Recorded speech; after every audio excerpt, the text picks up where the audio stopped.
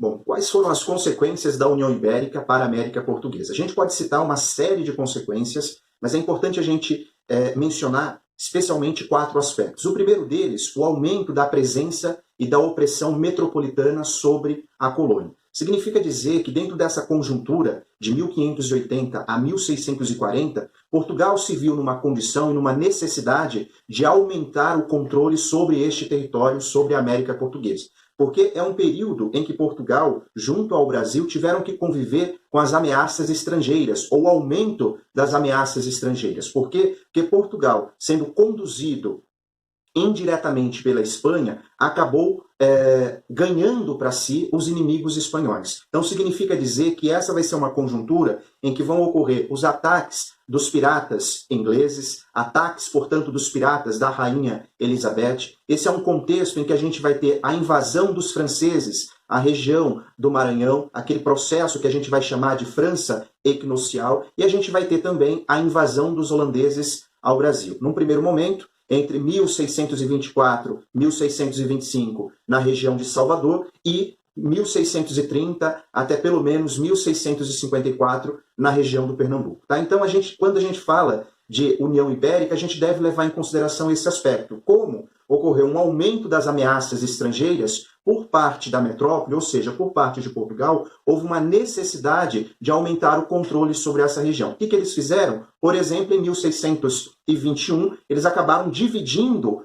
a América Portuguesa em 2 partes, em 2 estados. O estado do Maranhão, com sede em São Luís, e o estado do Brasil, com sede na cidade de Salvador. Tá? Então isso é um aspecto importante. União Ibérica fez com que Portugal e, por tabela, a região do Brasil, comprassem para si os inimigos que eram até então inimigos apenas dos espanhóis. Tá? Então isso é um ponto fundamental. Outra questão é a extinção temporária do Tratado de Tordesilhas. Né? Se a gente fala de Tratado de Tordesilhas, a gente está falando daquele tratado que foi assinado em 1494 por portugueses e espanhóis. Né? Tratado este que dividia as terras do Novo Mundo.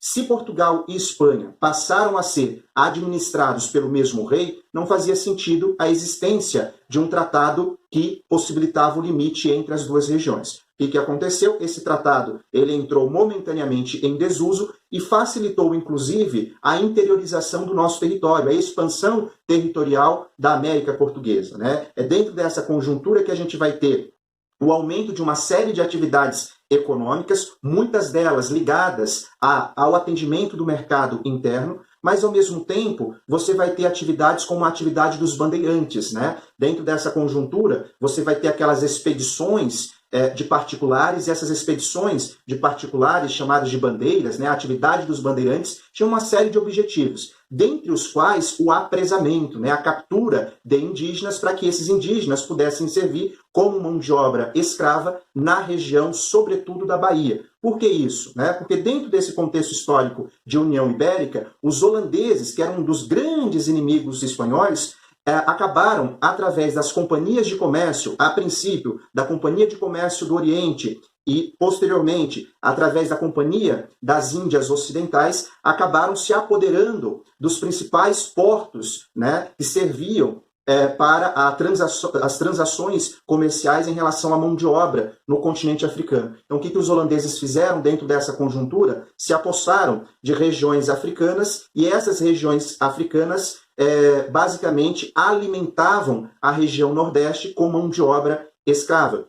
E aí, quando os holandeses eles passaram a dominar as regiões africanas, obviamente, eles dificultavam o acesso a essa mão de obra. A gente vai ver depois num outro vídeo que os holandeses vão invadir o Brasil, e a grande invasão holandesa vai ser na região do Pernambuco. O que eles vão fazer através da Companhia das Índias Ocidentais? Eles vão servir apenas essa região dominada por eles no Brasil, que a gente vai chamar depois de Brasil holandês. Então os holandeses, ao dominarem parte do Nordeste brasileiro, mais precisamente 7 capitanias das capitanias existentes na época no Brasil, eles vão fazer o quê? Vão pegar a mão de obra no continente africano e vão alimentar as regiões que eles administravam. Portanto, a região da Bahia, a região de Salvador, vai ficar desassistida em relação à mão de obra de origem africana. O que esses caras eles tiveram que fazer? Tiveram que adquirir uma nova mão de obra. E essa mão de obra é exatamente a mão de obra indígena. E é aí que a gente tem, portanto, a ação dos bandeirantes, sobretudo dos caras que vão atuar na região de São Vicente. Tá? São Vicente, a capitania de São Vicente,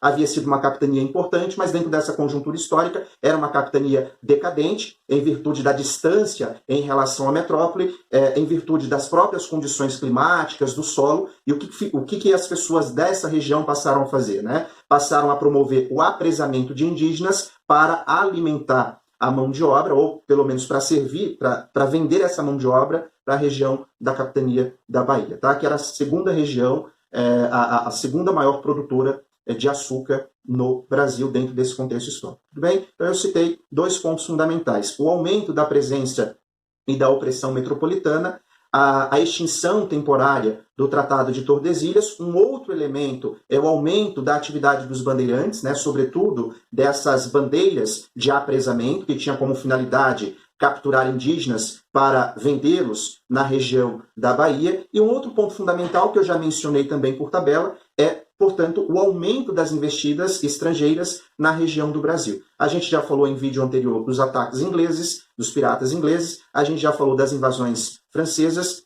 e, sobretudo, da invasão equinocial, que está dentro dessa conjuntura de União Ibérica, e a gente vai falar em outros vídeos sobre a invasão holandesa. Tá? Por isso que é importante estudar esse conteúdo interligando esses diferentes elementos. Tá? Em relação a Portugal, é importante dizer que a rotina no dia a dia do Estado português não foi modificado com a União Ibérica. Né? A gente vai ver que as leis elas foram mantidas, o idioma foi mantido, inclusive na administração colonial. Então, os funcionários portugueses eles foram mantidos. Os privilégios para a burguesia de Portugal, os privilégios para a nobreza portuguesa foram mantidos, né? Exceto em alguns aspectos. Por exemplo, quando a gente fala de novidades em relação ao Brasil, dentro dessa conjuntura de União Ibérica, a gente vai ter visitadores no Brasil do Tribunal do Santo Ofício, porque aqui rolava muito aspectos religiosos distintos. Então você tinha uma presença marcante e de uma atividade religiosa que era a atividade judaica. E aí o que os espanhóis vão fazer? Né? Por intermédio do rei Filipe II, que é um católico fervoroso, ele vai enviar o Tribunal do Santo Ofício aqui para o Brasil, e esse Tribunal do Santo Ofício vai ter como um dos principais objetivos eliminar aqueles que promoviam desvios religiosos. Quem eram esses que promoviam desvios religiosos? Na perspectiva espanhola, na perspectiva do seu rei Filipe II, eram exatamente os judeus. Tá? Então isso é importante, vale destacar que para entender, obviamente, as consequências dessa União Ibérica, você precisa olhar a construção dessa União Ibérica.